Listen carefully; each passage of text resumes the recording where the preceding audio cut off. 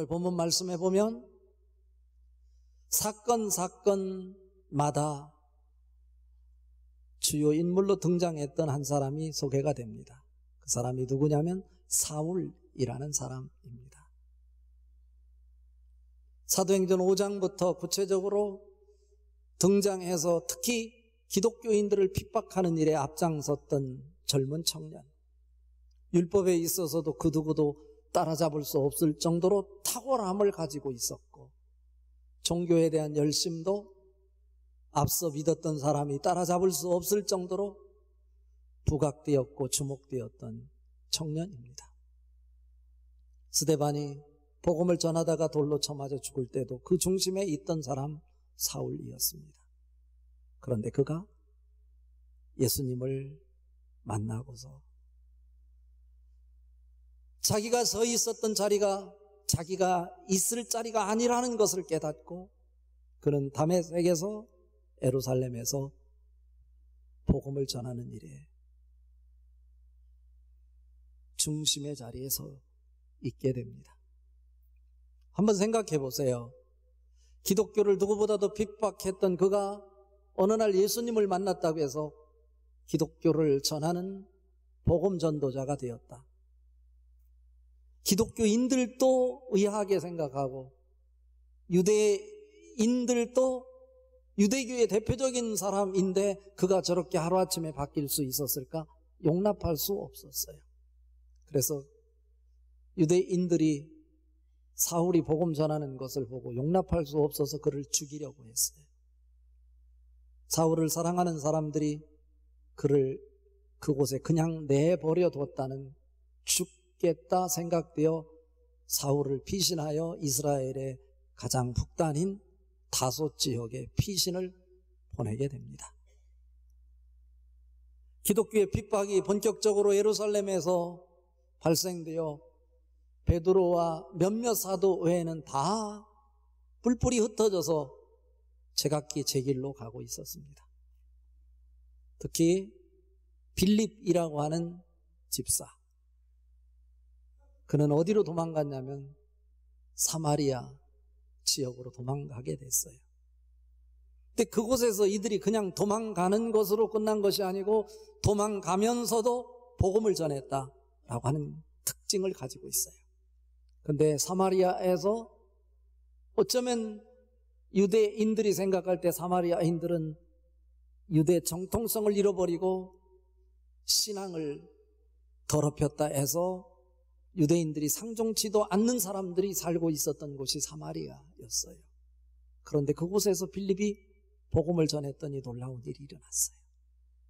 성령이 강력하게 역사를 해서 병든 자가 살아나고요, 좌절했던 자가 예수님 붙잡고 새로운 소망을 갖게 되고 비전을 얻게 되고 막 기적들이 막 일어나는데, 야, 이게 바로 성령의 역사구나. 다이나마이트 같은 일들이 막 그곳에서 발생되는 거죠. 더 놀라운 것은 그 사마리아에 마술을 하며 사람들을 사로잡고 있었던 사람 마술사 시몬이 있었는데, 시몬조차도 성령을 통해서 역사하는 빌립을 보고 그만 그 앞에 굴복을 하고 마는 것입니다. 자기가 가지고 있었던 돈을 모아서 돈보따리를 가지고 와서 빌립에게, 나에게도 그 성령을 줄 수 없겠냐, 내가 돈을 주겠다 라고 하는 장면도 소개가 되고 있어요. 빌립이요, 성령의 역사를 직접 목도하며 성령의 역사가 강력하게 작동되는 것을 보면 자기도 놀랐을 거예요. 야, 사마리아 성 전역을 성령의 불도가니로 만들어내겠다 라고 하고 있을 때 성령께서는 빌립을 그곳에 두지 않고 그곳에서 뽑아서 광야로 내려가라 해서 가사 지역에 보냈어요. 이해가 되지 않았어요. 가사 지역은 사람들이 사는 곳이 아니에요. 황무지와 같은 광야예요. 그런데 그곳으로 가라 하는 거예요. 빌립 이해가 되지 않았지만 성령이 하시는 일이기에 순종하고 그곳으로 갔습니다. 그곳에 갔더니 놀라운 일이 일어났습니다. 에티오피아에서 온 간다게 여왕의 재정을 맡고 있었던 한 장관이 그곳에서 수레에 타고 앉아 성경을 읽고 있는데 그 성경을 이해하지 못해서 답답해하고 있는 것입니다. 그곳에 다가가서 성경을 해석해주고 성경의 핵심 사상이 바로 예수 그리스도라고 하는 사실을 가르쳐주고 함께 수레를 타고 가다가 물을 보고는 그들이 누가 먼저 말하지도 않았는데 누가 먼저라 할까 서로 마차해서 내려서 물가에 가서 빌립에 의해서 이 장관이 세례를 받는 장면 소개가 되고 있어요. 이것이 바로 성령의 역사예요. 그런데 이 베드로가 그 성령의 역사가 사마리아에서 있다는 소식을 듣고 그곳에 달려가서 축하를 해주고 사절단으로 가서 그 광경을 보고 깜짝 놀라는 거예요.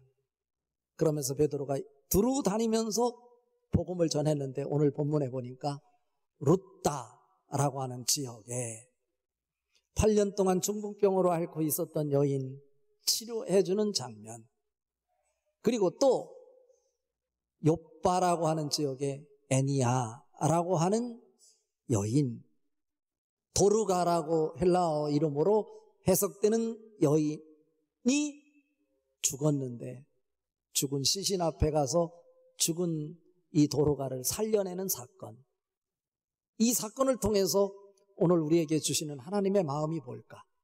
새 성전, 새 시대를 맞이한 우리들에게 주시고자 하는 하나님의 말씀, 하나님의 마음이 뭔지 저는 오늘 본문 말씀에 국한해서 부흥이라고 하는 관점에서 우리 말씀을 살펴보면서 이 부흥이 나의 심령 속에도 일어나게 하여 주시옵소서.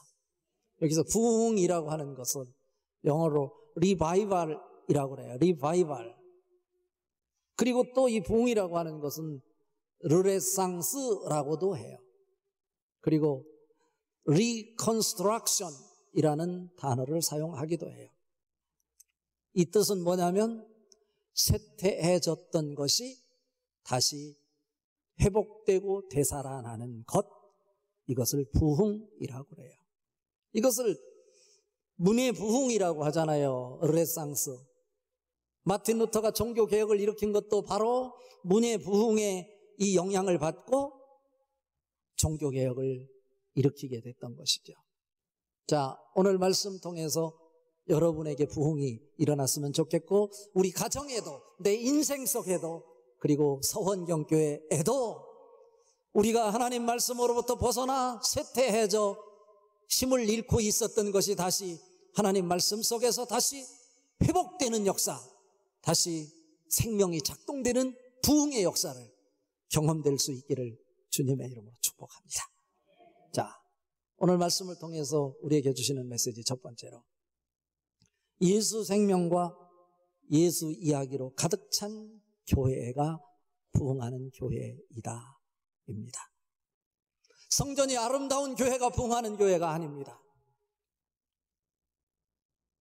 아름다우면 좋겠죠. 봉사를 많이 하는 교회가 부흥하는 교회는 아닙니다. 여러 가지 우리가 생각하는 모습들이 있을 수 있겠지만 부흥하는 교회는 오늘 말씀을 통해서 우리에게 주시는 메시지는 뭐냐면 예수님 이야기로 가득 차고 예수 생명으로 가득 찬 교회가 부흥하는 교회이다 라고 하는 것입니다. 오늘 룻다라고 하는 지역에 베드로가 복음을 두루 전하다가 룻다라는 지역에 이르렀어요. 그런데 거기에 성도들이 있었다고 오늘 기록하고 있어요. 오늘 읽은 말씀 32절 한번 읽어볼까요? 그때 베드로가 사방으로 두루 다니다가 룻대에 사는 성도들에게도 내려갔더니, 계속 읽습니다. 거기서 애니아라 하는 사람을 만나매 그는 중풍병으로 침상 위에 누운 지 8해라. 베드로가 이르되 애니아야, 예수 그리스도께서 너를 낫게 하시니 일어나 내 자리를 정돈하라 한데 곧 일어나니 룻다와 사론에 사는 사람들이 다 그를 보고 주께로 돌아오니라. 부흥의 역사가 막 일어나고 있어요. 그런데 여기서 이해가 되지 않는 부분이 있어요. 룻다라고 하는 지역은 예수 믿는 사람이 있을 수 있는 곳이 아니에요. 복음이 들어가지 않은 곳이에요. 지금 예루살렘에서 복음을 전하고 핍박이 있어서 그곳에 더 이상 머물지 못하고 다 제각기 제 갈 길로 떠나갔다고 그랬어요. 그런데 어떻게 해서 루다에 성도가 있었을까? 라고 하는 거예요. 이것을 지금 베드로가 경험하고 있는 거예요. 그곳은 전혀 복음이 들어가지 않은 곳인데 그곳에 가보니까 복음으로 예수 생명으로 충만해 있는 성도들이 그곳에 있는 것이죠. 이것을 베드로가 보고 있는 거예요. 어떻게 해서 가능했을까? 라고 하는 것입니다.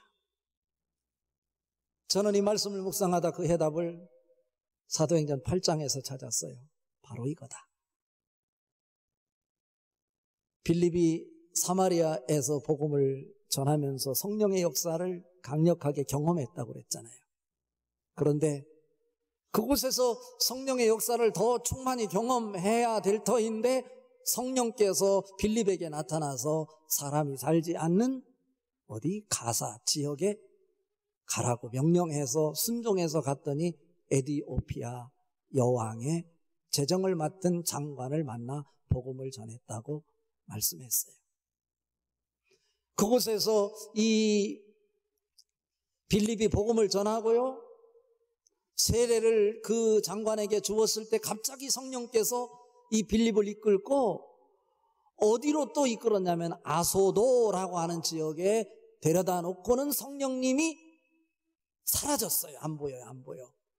그래서 그 아소도라고 하는 지역에서부터 가이사라까지 복음을 전하며 올라왔다 라고 성경이 우리에게 가르치고 있는 것입니다. 여기서 가사라고 하는 지역은 사마리아에서 이 북서쪽으로 약 70km 떨어져 있는 곳이에요. 그리고 이 가사라고 하는 지역에서 아소도까지는 약 29km가 떨어져 있는 그런 지역이에요. 그런데 제가 이 말씀을 전하는 것은 뭐냐면 오늘 본문에 등장하는 이 루다라고 하는 지역, 그리고 죽은 여제자를 살리는 장면이 나오잖아요. 여제자, 도르가라고 하는 이 여제자, 다비다라고도 이름하는 이 여자를 살린 지역은 요빠라고 성경에 기록하고 있어요. 근데 가만히 생각해 보세요. 빌립이 지금 아소도라는 지역에서 가이사라까지 복음을 전하면서 그 성령을 경험한 그 빌립이 그 올라가고 있었는데 그 가이사라로, 아소도에서 가이사라로 올라가는 길목이 바로 여기서 말하는 루다와 요빠라고 하는 이 항구 도시라고 하는 거예요. 그러니까 지금 오늘 말씀을 통해서 우리가 발견할 수 있는 건 뭐예요? 베드로가 복음을 전하기 위해서 두루 다녔는데 루다라고 하는 지역에 머물렀을 때 그곳은 복음이 들어가서는 들어가 있을 곳이 아닌데 이미 복음이 들어가 예수 생명으로 충만해 있는 사람들이 있었다. 그건 누구를 통해서? 빌립을 통해서 앞서 그곳에서 복음이 전파되었다고 하는 것을 누구에게? 베드로에게 알려주고 있는 거예요. 34절에 베드로가 이르되 애니아야, 예수 그리스도께서 너를 낫게 하시니 일어나 내 자리를 정돈하라 한데 일어났다 라고 기록하고 있어요. 여기서요, 제가 잘 이해가 되지 않는 부분이 하나 뭐냐면 애니아가 8년 동안 중풍병으로 무기력증에 빠져 있었는데 이 베드로가 왔을 때 자기를 고쳐달라고 애원하지도 않았어요. 구걸하지도 않았어요. 그런데 베드로가 그 애니아에게 다가가서 자기가 무엇을 하는 것이 아니고 자기 마음속에 예수 생명으로 충만하여 예수의 음성을 듣고 있는 장면이요, 예수 그리스도께서 너를 낫게 하시니 내 자리를 정돈하고 일어나라 말씀하고 있는 거예요. 여기서 예수 그리스도께서 너를 고치시니 라고 하는 것, 헬라어로 뭐라고 표현하냐면 이것을 아이타이라고 표현하는데 중요한 것은 미래형이 아니고 현재형으로 사용되고 있다는 거예요. 예수 생명이 베드로에게 충만하니까 지금 예수님이 하시는 일이라고 하면 내가 지금 선포하기만 하면 예수님께서 이 병을 치료해 줄 것이 아니고 지금 선포하는 즉지로 이 병이 고쳐질 것이라고 믿는 거예요. 믿음이 커져 있는 베드로의 모습을 보고 있는 거예요. 이 시간 여러분, 애니아와 같이 중풍병, 이것은요 헬라어를 조금 알면 이 중풍병이 현대에서 말하는 중풍병만을 의미한다 하지 않는다는 것을 알 수 있어요. 여기서 중풍병이라고 하는 이 단어는 무기력증이라고 하는 의미예요. 무기력증에 걸려 있는 사람, 내가 살아있으나 살아있는 것 같지 않고 생명력이 작동되지 않아 내 할 일을 찾지 못한 채 우울증 환자처럼 지금 내 사명 감당하지 못하고 내 자리가 어느 자리인지 알지 못해서 인생의 허무감 속에 방황하고 있는 사람들, 오늘 베드로가 고백한 이 고백이 예수께서 너를 낫게 하시니 네 자리를 정돈하고 일어서라 할 때 현재 진행형으로 여러분이 이건 말씀 듣는 순간 여러분의 무기력증이 다 고쳐질 수 있기를 주님의 이름으로 축복합니다. 예수님의 이름으로 고쳐질지어다, 치료될지어다. 고쳐져야 돼요. 두 번째로 오늘 말씀을 통해 또 하나 볼 수 있는 것은요, 너무나 중요한 말씀인데, 세상의 패턴과 간섭으로부터 벗어나 넓은 가슴으로 모두를 포용하는 모습의 교회가 부흥하는 교회입니다. 그러니까 내가 서원경교회가 창립할 때부터 있었다? 죄송해요. 창립할 때부터 계신 분들 되게 중요해요. 근데 중요하지 않아요. 이 교회를 부흥하는데 내가 어떤 일을 해서 이런 일이 일어났다? 수고하셨어요. 그러나 여러분이 하신 것 아니에요. 하나님이 하신 거예요. 내 생각이 있을 수 있어요. 내가 신앙생활 하면서도 내 생각, 내 방식으로 신앙생활 할 수 있어요. 그러나 오늘 말씀을 통해서는 부흥하는 교회는 그것을 고집하며 텃세 부리는 교회 부흥하지 않아요. 우리와 생각이 다르고 신앙의 연륜이 짧은 새신자들이 처음 교회에 올 때 그들이 마음 놓고 신앙생활할 수 있는 교회, 나와 생각이 다르더라도 모습이 다르더라도 그들을 포용할 수 있는 교회가 부흥하는 교회입니다. 우리 서원경교회가 그런 교회 될 수 있기를 바랍니다. 기존에 다니는 우리들은 조금 불편함이 있더라도 우리는 그것을 감수하고 처음 교회 나오신 분들 편안하게 VIP 대접받을 수 있도록 여러분이 모든 것을 배려하고 그들을 위해 기도하고 그들을 위해 관심을 가질 수 있는 모습, 여러분의 생각을 하나 둘 털어내는 이런 모습이 있는 교회가 부흥하는 교회입니다. 지금 오늘 요빠라고 하는 지역은 루따에서 중풍병으로 8년 동안 무기력증에 걸려있던 사람이 베드로가 예수님께서 고치신다 하심으로 그를 일으켜 세우시니 고침을 받았어요. 이 사건이 삽시간에 그 전역으로 퍼지게 됐는데 요빠라고 하는 지역은 이 루따로부터 약 18km밖에 떨어져 있지 않은 가까운 곳이에요. 그러니까 그 소문이 그쪽에 다 퍼져 있는데 그곳에 누가 있었냐면 한 여자가 있었는데 다비다라고 하는 여자. 다비다는 히브리적 이름이에요. 그런데 번역하니까 도르가라고 그랬어. 도르가는 이 헬라식 이름이에요. 그러니까 아마 헬라파 유대인인 여자였는데 오늘 본문 상황을 볼 때 그 여자가 죽었는데 이제 몸을 씻고요 장례를 지내려고 그 우리로 말하면 수의를 입혀서 다락방에 눕혀놓은 거예요. 그런데 그들이 아쉬워서 그를 그냥 보낼 수가 없어서 루따에 베드로가 있다는 소식을 듣고 두 사람을 베드로에게 보내서 베드로를 청해오는 장면이에요. 베드로가 와보니까 과부들은 그 시신 앞에서 막 통곡을 하고 울고 있고요. 이 여인은 죽어서 다락방에 누워 있는 거예요. 누가복음 7장에 보면 나인성 과부의 아들이 죽었을 때 그 과부의 한 가지 소원이라고 하는 건 뭐야? 오직 아들에게 소망을 두고 사는 것인데 그 아들이 죽었을 때 그 상여 행렬이 그 마을을 지나가고 있을 때 예수님께서 나타나셔서 그들의 발걸음을 멈추고 관에 손을 대시고 청년아 일어나라 할 때 청년이 살아났던 장면 소개가 되고 있죠. 오늘 장면이 어쩌면 아주 유사한 거예요.